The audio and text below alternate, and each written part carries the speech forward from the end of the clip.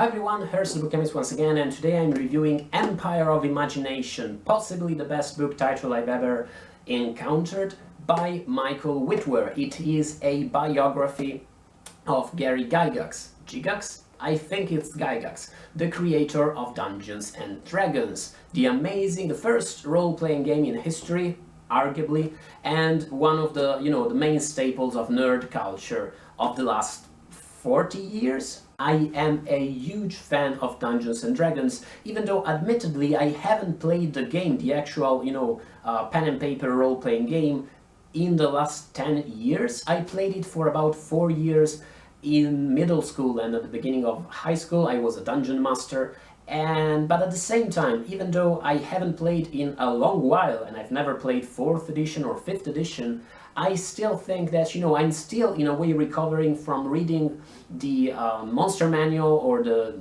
Dungeon Master's Guide and going, whoa, wait, do you mean I can come up with any kind of story and we can play it together? I'm still recovering from that kind of shock. So of course I was super interested in Witwer's history of Gygax's life and of, the life and the early years of Dungeons and Dragons. And I have to say that there's lots to love in what Witwer has done with the material at hand, and in particular there's an amazing chapter at the end of this book which details the way Dungeons and Dragons was influential on so many of today's writers and creators and screenwriters, and on so many different levels. Among my favorite writers, Junot Diaz played Dungeons and Dragons, Colson Whitehead played Dungeons and Dragons, Michael Chabon, I understand, played Dungeons and Dragons, David Mitchell played it. I have a theory that Jennifer Egan played it, but I can't confirm it. In general, it was such an influential force on so many of my favorite writers and on so many of today's great writers, and Witwer details that amazingly. That said, I have to admit, I wasn't a huge fan of Witwer's work, I wasn't a huge fan of this book, and let me tell you why. The first point I have to make is that Witwer talks about the life of Gary Gygax in a way. He fictionalizes some of these events, and he adds bits of storytelling here and there, and he comes up with, introduces most chapters with maybe a short dialogue that is a way of fictionalizing these events and adding a level of adventure to it all. And there's nothing necessarily wrong with that, with the idea of mixing a well-researched, thorough biography with an element of narrative nonfiction. But I don't think that goes to the benefit of the book at all, because when you know that at the first Gen Con convention organized by Gary Gygax, the sun was pouring in through the windows, that doesn't really tell you much. It doesn't make the book more interesting, it doesn't make the book flow better.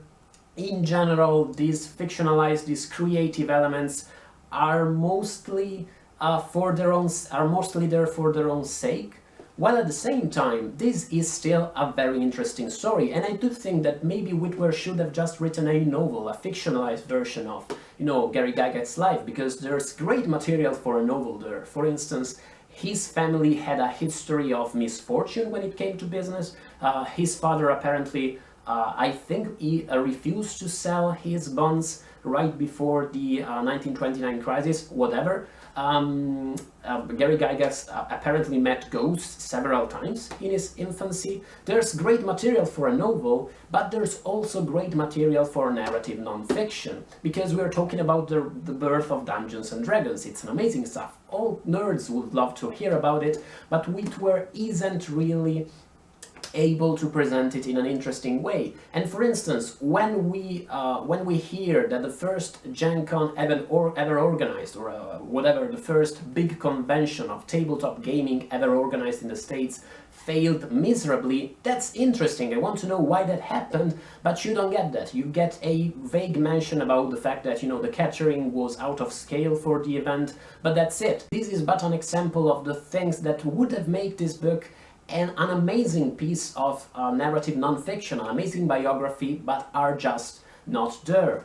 Another one is the fact that at times I felt like I was missing a lot of historical context. Witwer provides some of it for sure, but not that much. We're talking about the early years of wargaming or tabletop gaming, role-playing gaming. How were these people perceived in society? How were these hobbies considered? Was Gen Con heavily, advertised as an event? Was it seen as some kind of fringe event for psychopaths? It talks a lot about, some accidents happening with Dungeons and Dragons being accused of, leading people into Satan or whatever the fuck. But at times I felt that wasn't enough. Also, it's of course impossibly difficult to characterize a person. It's very, very difficult, to reproduce someone faithfully. And characters in a biography are bound to be contradictory. But at the same time, Gygax felt a little bit too much like a contradictory figure, and at times in some of the chapters he looks like the easiest of people and a great chum, and in other chapters he looks like a complete asshole and a disgusting human being.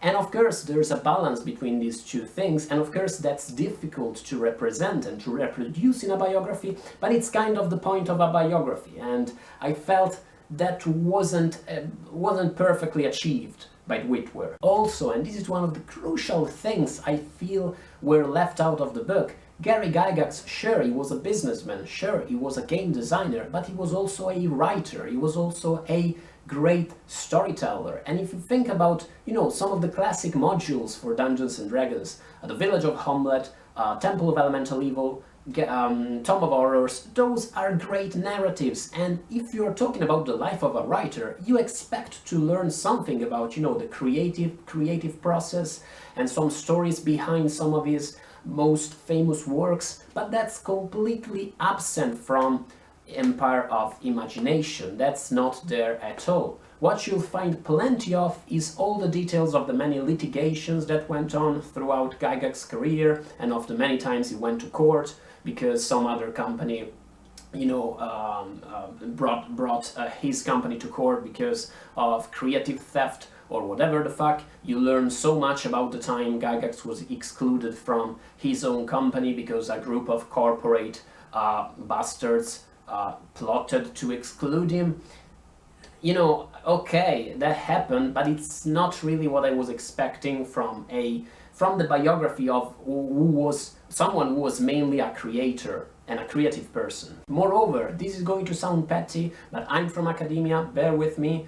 I think it's important for a book such as this, that is so well researched and that taps into so much content and so many interviews and documents and features an amazing bibliography, and that, if I understand correctly, also was in its inception a master's thesis. This book sometimes sounds abysmally ascientifical, as for instance when Witwer argues that role-playing games and Dungeons and Dragons allegedly may be behind the whole concept of social networks that is so central to today's reality.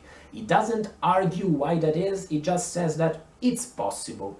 And that's not something you do, that's not the way, a serious work of non-fiction, also one rooted in academia, it's not the way it should work. That's an idea you have, but it's not supported, it's ascientifical, it makes your entire work feel less serious. Finally, and this is another thing that's going to sound petty, but when you write a book about the biggest nerd of the world, expect your reviews to be full of pettiness. Witwer has this amazing chapter about all the people that were influenced by Dungeons and Dragons, and he fails to mention Joe Deaver, the creator of the Lone Wolf game books, one of the most important and fundamental works in interactive fiction, which was entirely inspired by the whole idea of Dungeons and Dragons. It's probably clear from my review, but I wasn't a huge fan of this biography.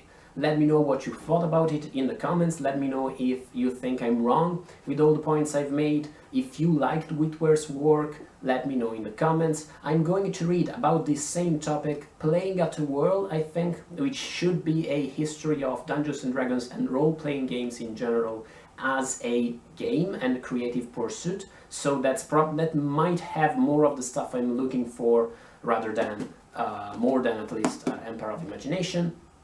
I'm also going to read Dungeons and Desktops, which should be about computer-based role-playing games. It's also on my list. Let me know what you think about those books, and if there's any other text about, you know, role-playing games, nerd culture in general, that I should definitely check out. Thank you so much for watching. As always, guys, I will see you in the next video. Bye, guys.